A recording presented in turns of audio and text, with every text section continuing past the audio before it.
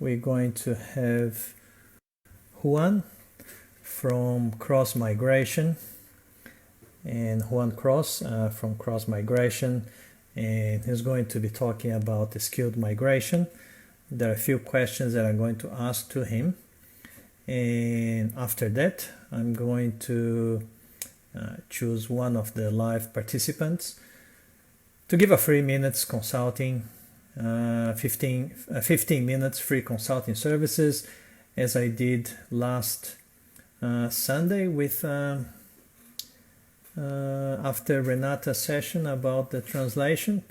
So I hope that you stick around, and then you can kind of put your hand up so I can choose one of you guys to expose your particular situation, and then we can have a bit of discussion.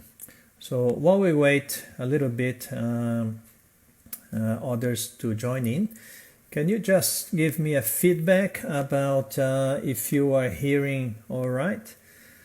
And also, if you want to be if you want to run for the free 15-minute consultation, I think there is a button when you kind of joined.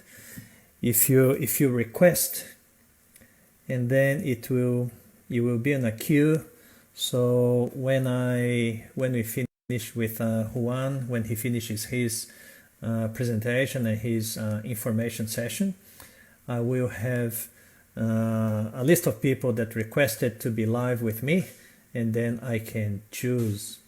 So yeah, think about it while Juan is talking about the skills migration, and hit the request. I think there is a request button that you can request to be live with me, and then in the second part of this live session I will choose somebody. So yeah, that's great to see you guys again. I hope that you enjoyed the session with Renata from Oliveira Translation about the top 7 questions that engineers usually they have when they are preparing their documentation for the CDR. And I hope that you are enjoying the videos as well that I'm sending to you.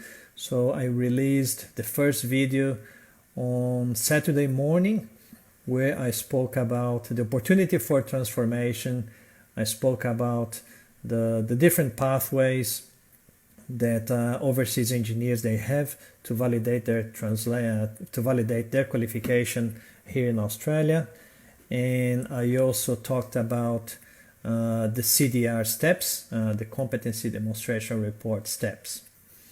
And the second video that I released yesterday, I spoke about the top 7 questions that engineers usually they have when they are preparing their documentation. And I also spoke about the top 7 mistakes that engineers usually they make when they are preparing their documentation. I also spoke about if you are or were a self-employed engineer or used to own an engineering company, how can you then, what is the validation process for you? And also I gave 6 practical examples of CPD, continuing professional development. So if you are enjoying those videos, give me a thumbs up if you're enjoying those videos. And if you haven't watched those videos, you can simply go to my website, www.engineersinaustralia.com, and then there is a tab called 11 Days of Validation Workshop, and then there is the icons of the video 1 and video 2 that are unlocked, are released. Video number 3 I'll be releasing tomorrow morning, and then the last picture is the webinar, live webinar, which is going to be this coming Saturday. So it's all good. For those ones that are not able to attend the live session, I'm actually recording this session, and it will be in the stories of my Instagram for 24 hours. But then after that, I will be publishing in the Migration Skills Assessment for Engineers Australia Facebook group. And also I'm going to be releasing in my Telegram Engineering Qualification Validation group. So if you're not part of those two groups, send me a message in the direct message here in Instagram, and I will send you the link to be part of those two groups. All right, so without further ado, I will, it's 5:08, I will invite Juan Cross to be joining me in this live video. Well, Juan Cross is a registered migration agent.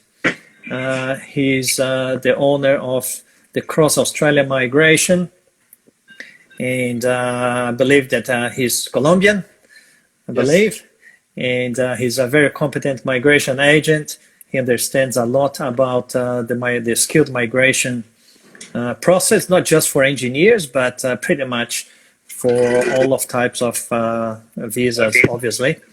And also, he can also help you to put in contact with schools if you need education or some other courses.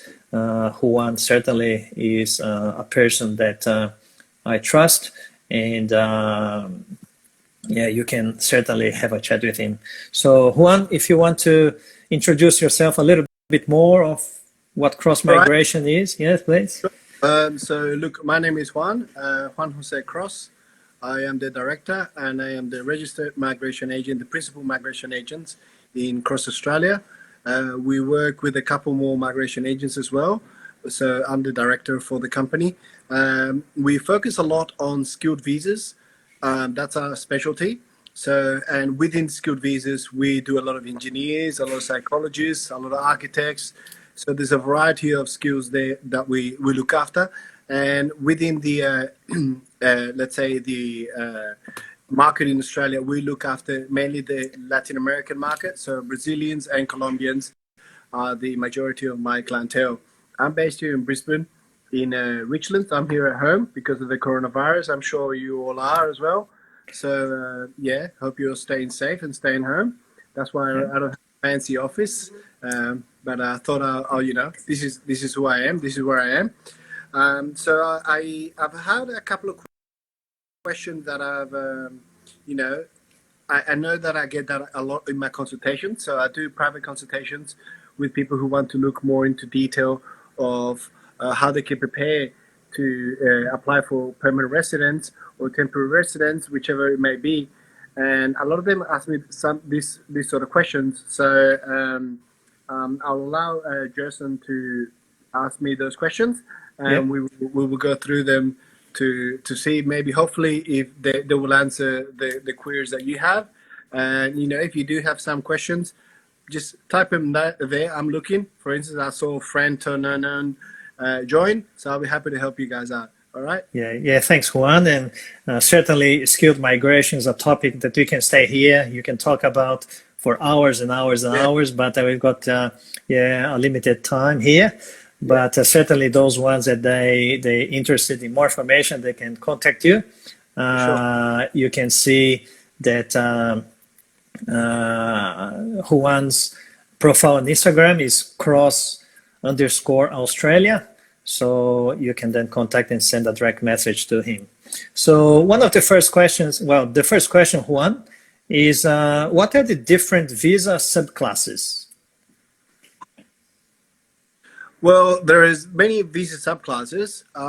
They're from family stream, but I guess if we talk about skilled, I'll probably say the top three are: one, the skilled independent visa, which is what we know as 189. So if you are in your house, you might want to write 189. You have it there. You can maybe research it later. The second one is 190. So 190 is similar to 189, but the difference is that they're getting 5 extra points by the state. So with this sort of skilled visas, the idea is that the applicant achieves at least 65 points for them to be able to apply to the expression of interest. But with the 198, sorry, 190, there is 5 extra points given by the state. So all you need is to achieve 60, and 5 points the state will give you. And then the other one, which is, I guess, the most common one or the easiest one to achieve, is the 491 or the 491, which is a skilled regional provisional visa. So the important part there, if you see, it's different to the 189 and 190 in the sense that it doesn't start with a 1, it starts with a 4. And that's because it's a temporary residence visa. It's not a PR. Very important. Sometimes people get that confused. It's a PR. And because it's the PR, it's a visa that will give you actually, instead of 5 points like the 190, it actually gives you 15 points. So it's really helping those applicants get those points, achieving that 65 point benchmark. So that's very important to differentiate. As you can see, 189 doesn't give you any help in terms of points. 190 gives you 5 points, and then 491 gives you 15 points. So that's the way you see it. Of course, the more points they give you, in this case, the 491, they require you to be working on that career choice for the next 3 years. So then you can apply for the visa. So that's more or less the process. It's very important, and one of the reasons why I did this webinar with Gerson is because if you're an engineer, which I hope most of you guys are, if you're here, one of the most important steps to do is to get your English level so you can then accredit your engineering degree. So once you have that engineering degree, or if you're on the way to doing that engineering degree, in the engineering accreditation, I invite you to come and talk to me, because you are very well on the good path towards permanent migration. So it would be a shame to see you losing a very good opportunity simply by not knowing a couple of tips here and there. I'm more than happy to do that. So what's the next question, Gerson? Yeah, one, and you mentioned about these points, minimum of 65 points, etc., etc., etc. So can you explain a little bit how people can, well, what's the minimum points, and then how can people get more points? Sure. All right. So the minimum points that you are required to apply for these visas, it's 65 points, right? How do you get points?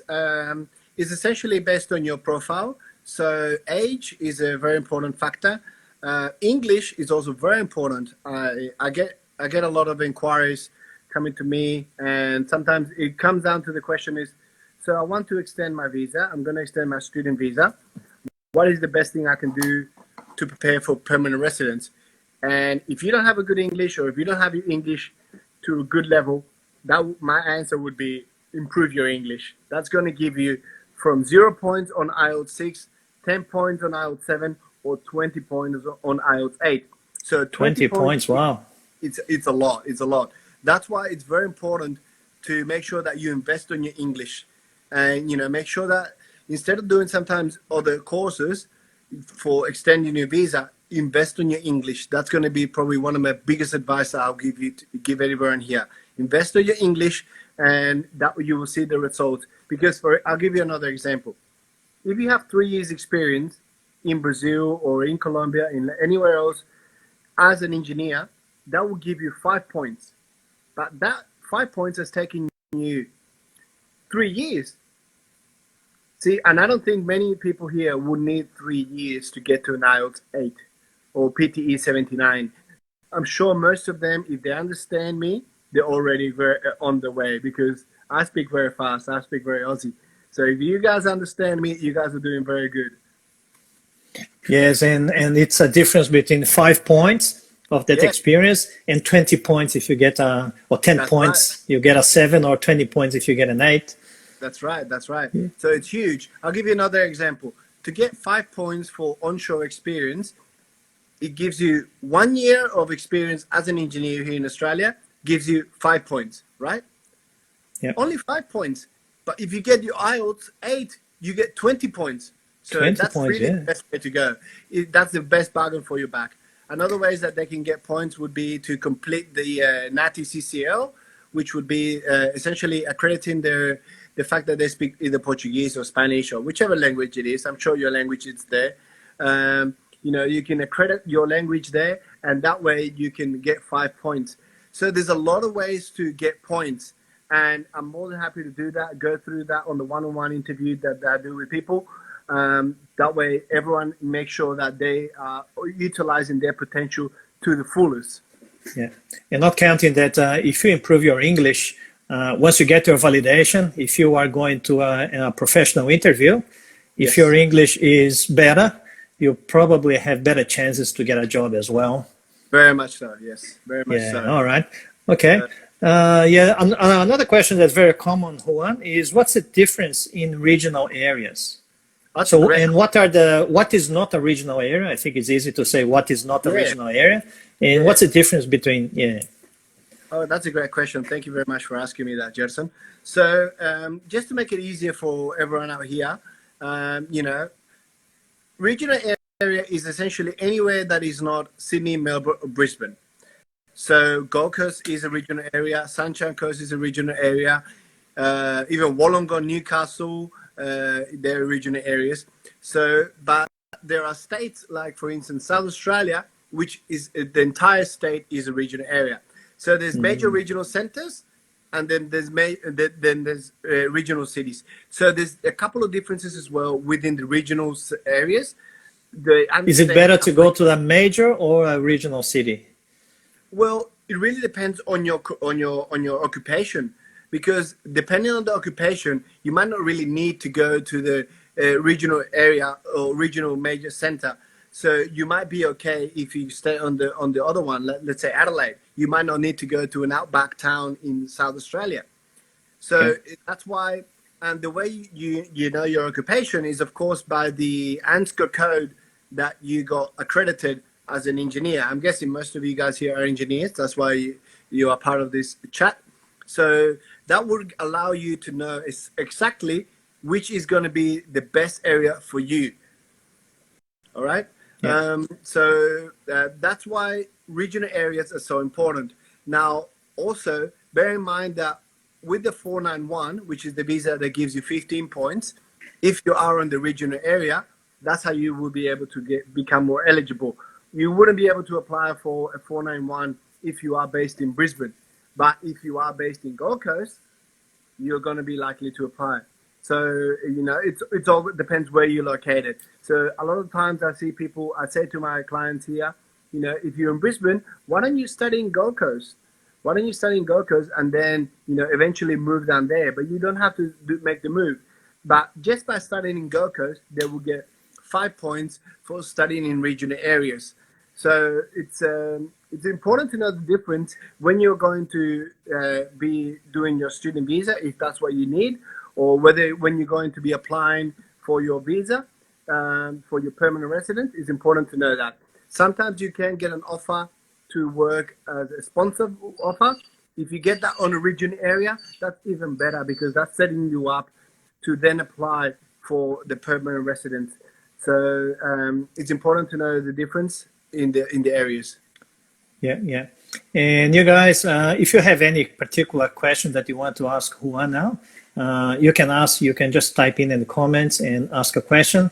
And don't forget that if you want to be live with me after Juan, so I can choose somebody to get a 15-minute free consultation with me about your validation case, I think there is a button that you can request to be live with me, and then I'll be choosing somebody.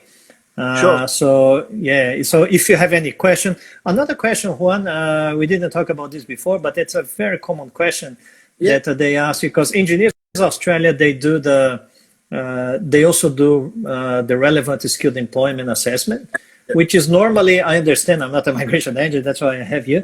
I think that normally the Department of Home Affairs, they usually do skills assessment. And a lot of engineers, they ask me, well, what's the difference between if the Immigration Department or Home Affairs, they do the skills assessment, or if they do the skills assessment, the relevant skills, the period of employment with Engineers Australia. They ask me the question, but I say, well, that's not related to validation. It's more like a migration question. I don't really know. Well, look, to be honest, a lot of times with my clients, I don't do that. I don't get them to get their work experience done, simply because it limits them, and a lot of times it's with the work experience, because Department of Immigration looks into the work experience to give the points that we're talking about. So the way that immigration looks at the experience is different to the way that the Engineers Australia looks at the experience. However, if you're not sure on that experience,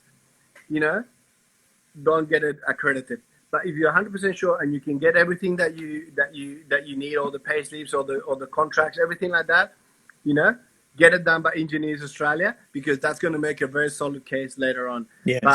But it's not a requirement for the Department of Immigration, No. because they will look at the experience again, regardless of what Engineers Australia would say. They will look at it again.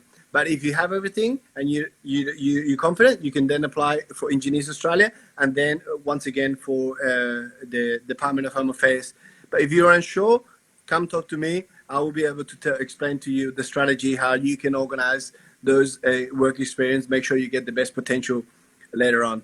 So someone says about the 491, I need a job offer or for minimum points or the high school.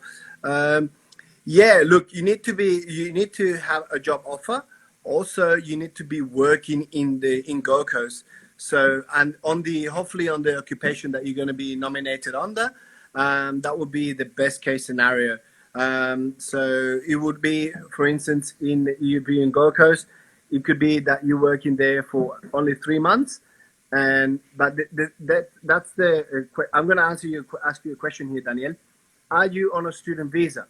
If you're going to say yes, then that means to me that you're not going to be able to work more than 40 hours a fortnight. And this work experience requires you that you work at least 38 hours a week. So that becomes a bit of a catchy thing, because how can you work 38 hours a week if you're on a student visa?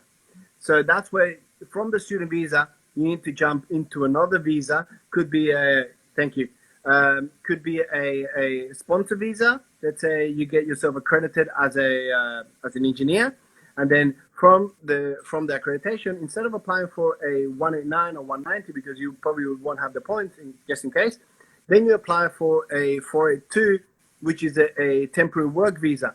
But for that, you need to get a sponsor, and that's the tricky part. Yeah. All right. Cool. Good.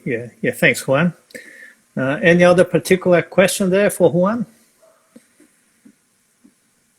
Any other questions, guys? Look, Gerson, what I'm doing for the people who have joined up, I will give them I normally charge $200 for the consult. I'll give them $100 off. So if they go on to the link that I will share with you, they can go on and they can book a consult with me for $99. So I understand that right now we're in different times, and it's a very difficult situation we are at the moment with coronavirus. But I'm here to help, and if you want to look into creating a strategy to stay in Australia, more than welcome. And I'll send Gerson the link, and he will share it with you guys. All right. But if I'll stay here for a couple more minutes, and if there's any other questions, more than happy to answer them in terms of migration. Yeah. And you can put in the comments, Juan, your email. You can put your profile there, and then people can have access in the comments, and they can take a picture or save it, and they can talk to you. And I'll put in the comments the link, so they can go right now and do the consult for $99 there. So, yeah. So, and another very good thing is if you are a Juan customer, usually I have a partnership with him, and if you are a client of him, and if you are part of my mentoring group, I've got a special deal with Juan, and Juan will give you a coupon, and for my online mentoring group, you will get a very good discount. Yeah. Look, I'm not an engineer. I don't plan to be. So I usually let this area be taken care of by Gerson, and so he will look at the episodes. He will make sure that that side of thing is done very, very much correctly. You need to make sure that this is organized right, because if you don't do it, the correct way, you might get a ban from Engineers Australia, and could be up to 6 months if I'm not if I'm Yeah, correct. 12 months if you are 12 months. caught by plagiarism. 12 months. Yeah, 12 months if you do, if you ask somebody else to do it and etc. Yeah, and that could be a make or break on an application. So make sure that you get that. So someone asked me here, regional Victoria or occupation list in Victoria, is it the same for 190? No, it's actually different for 190 and 491. The occupation list, mate. I'm happy to go through that with you, but they're not the same. The list, mate. Can we use this gift later on? I still need to validate my diploma. Look, get in contact with me. Mention to me that you were here on the webinar, and I'm more than happy to organize that for you, Angela. Thank you, and I appreciate that you're trying to do the best to stay here in Australia. I'm happy to help. I'm an Aussie myself. I'm also Colombian, so I know what it's like to be an international student. And I help a lot of international students. Just sometimes just extend a visa, or sometimes they want to extend, but with a little bit of a purpose towards migration. So that's where I'm here to help. And Yeah. I've been lucky enough to meet Gerson. And certainly it's always a good plan to have a migration agent to do proper planning, because you don't want to spend time and money and ended up doing the wrong course or doing the wrong pathway. Yeah, 186 visa. Yeah, sure, no worries. Look, the 186 visa, it's the visa that there's two ways to that visa. There's a direct entry or a transitional entry. So most people, they do the transitional entry, and I'll explain why. So there is before the 186, there is the visa called the 482, which many years ago it used to be called the 457. Very, very popular. I'm sure Gerson remembers the 457 visa. I got 457 myself in the beginning. And then after the 457, you got? No, I ended up getting skilled independent. Okay. It was offering me the employer sponsored visa, Yeah, but yeah, nomination scheme. but I ended up applying skilled independent anyway before. Yeah. Okay, so Daniel, here is a perfect example. Gerson was on the 457, which is the old 482. When he did 2 years on that company under the occupation, I don't know, remember what engineer he is, he then got offered the option to apply for the 186 ENS, employee nomination. ENS, yes, that's the one. Yeah. But Gerson decided he didn't want to go that route. I don't know why, maybe. But I had applied the skilled independent before. Yeah. Oh, okay. So see, so that's a perfect example. So But Juan, because I didn't have a migration agent, I probably better to have accepted the 186, because it takes just 3 or 4 months to get approved, and my independent took 19 months. That's right. So, but yeah, look, so if you're in the 482, automatically, well, not automatically, you have to apply, but then you'll be able to apply for the 186, which is the ENS, and then boom, straight away. So on that case, there are no points. There are no 65 points or nothing. It's just you are eligible because you've worked on the company for 2 years, and now you can do this. Do you understand that, Daniel?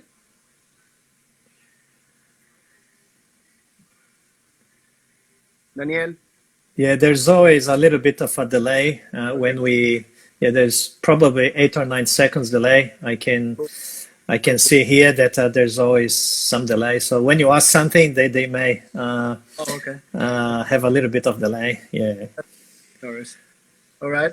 Look, guys, like I said, it's a pleasure to do this. I've never done this before. This is the first time for me, but it's a great experience. And look, if anyone here is interested in organizing something a little bit more than happy. I left my my link up there, so you can do the $99 consultation, or Gerson will send you the link, I'm sure, in one of the emails that he sends. I will put in the description of the replay video that I sent to my Telegram group and the Facebook group, so they will have there. Yeah. Okay, excellent. All right. Good. All right, guys. Well, I'll leave you with Gerson, and thank you very much for your time. Thank you very much, Juan. Appreciate your time. Thank you. Bye-bye. Ciao, ciao.